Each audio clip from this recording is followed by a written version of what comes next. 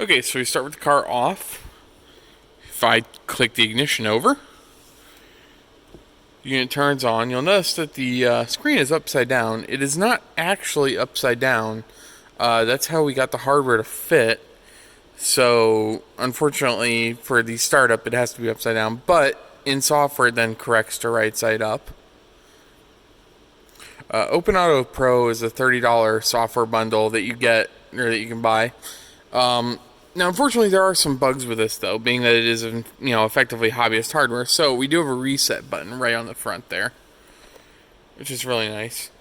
Also on the front, right above a printed-in Raspberry Pi logo, you have the reset button, which I just used, a microphone, which is used for Google Assistant detection, and then a knob up here, which I still need to print an actual knob for.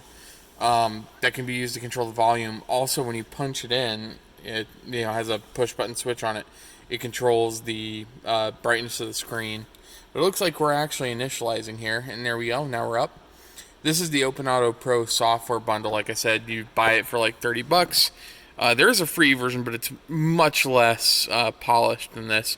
You can customize everything in here, even day-night cycle.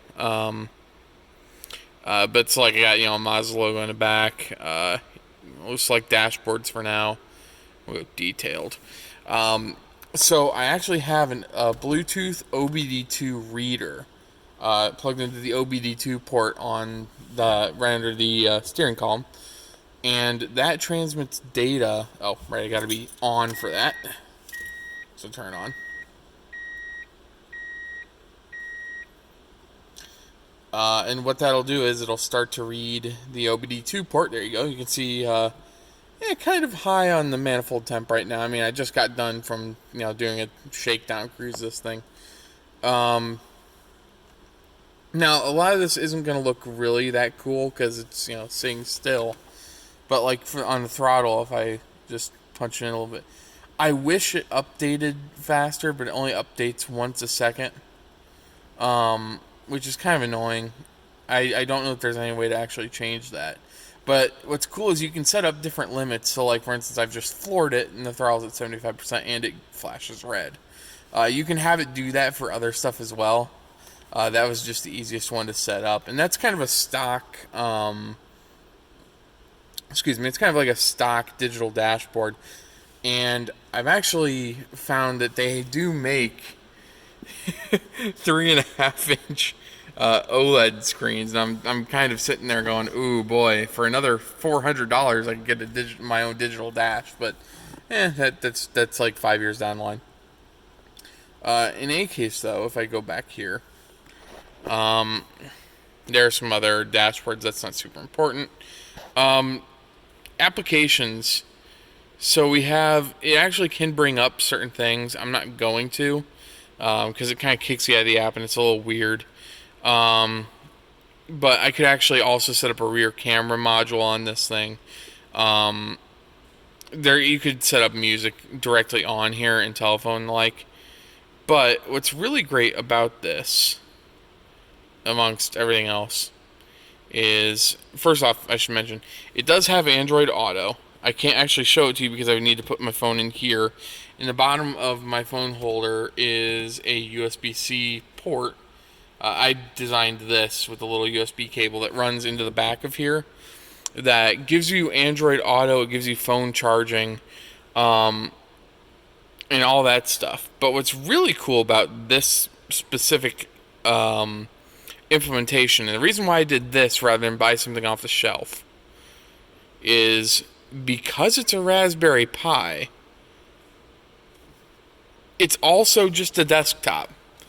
So, like, for $20, you buy yourself this, which is a keyboard and mouse combo that also happens to have RGB lighting on the bottom because, why not? But what this is it's a touchscreen, and now you have a keyboard. You can do whatever you want on this now. So, like, if I activate my mobile hotspot on my phone, which I just get through Verizon for having unlimited, and because I have an unlimited data plan, this is now effectively a computer. So I can do whatever I can do on a Raspberry Pi. I can open up the internet.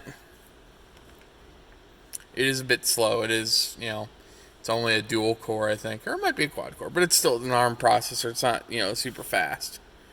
But like, there's YouTube coming up.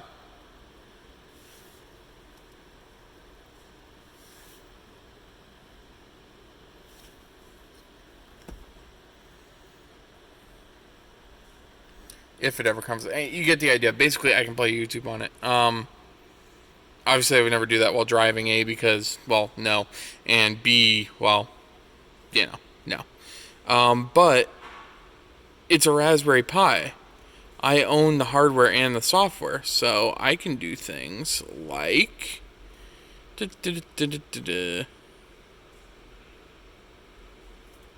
Where is that?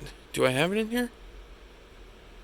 Hope I have it in here. Spent a lot of time developing TK tests. Hold on. Yeah, there it is. Yeah, this guy. So, because I know how to program. Wait, that's not going to do it, is it? Run. Can I just not run this? I know how to program. There we go. So eventually I'm having something like this, where these will control, like I'll be able to select that, and then I'll be able to control, what like color the footwell is and all that kind of stuff. Sorry, just kind of went away. Or I'll be able to select, just a quick kind of select what I want to have on there, brightness and all that. And that's gonna hopefully that'll work out because that'll be really cool. But yeah, that'll control like my footwell lighting, shifter lighting when I redesign that, and then obviously underglow when I get that. You would be surprised how long it took to code just this, and I haven't started on the. I haven't even started on the actual control loops for these things. But yeah, I wish I could show you Android Auto, but once again, I can't because I can't plug my phone in and record at the same time. But that's what it looks like in the dash, and that's the head unit.